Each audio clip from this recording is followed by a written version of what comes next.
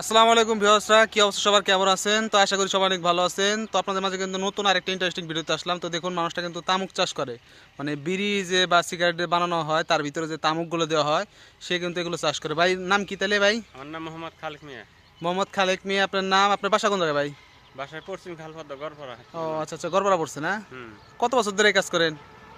প্রায় 30 বছর। 30 বছর ধরে? হুম। আচ্ছা, এটা কি বিষ না? এটা বিষ তাই না? এক ধরনের, হ্যাঁ, এক ধরনের বৃষ্টি তো। এক ধরনের বিষ আপনার। এটা পোকাও খায় না তাই না? হুম। এমনি কত বছর ধরে বললেন জানি? 30 বছর। 30 বছর ধরে এই কাজ করেন। আপনার বয়স কত? বয়স 40। তো ভাইয়ের কিন্তু বয়স 40, সে কিন্তু 30 বছর ধরে এই কাজই করে। তো এর লাভ কিরকম ভাই? অনেক লাভ। অনেক লাভ না? হুম। মোটামুটি কত টাকা, কয় পাহি বোনেন?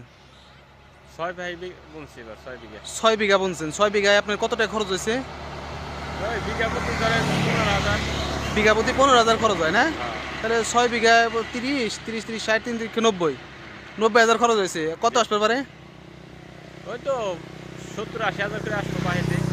70-80 হাজার করে? হুম। মানে 30,000, কত করে? 30,000, 15,000 করে? 15,000। 15,000 করে খরচ হলে তাহলে তো ভালো লাভ তাই না ভাই? জি। এটা দিয়ে কি সংসার চলে ভাই? হুম। তো এইগুলা ভাই কষ্ট না? এমনি আপনার সার বিষ প্রয়োগ করে তো বাসায় যায় গোসল টোসল করতে হয়। কষ্টই তো। কষ্ট ছাড়া তো কোনো কিছুই নাই তাই না ভাই? হ্যাঁ।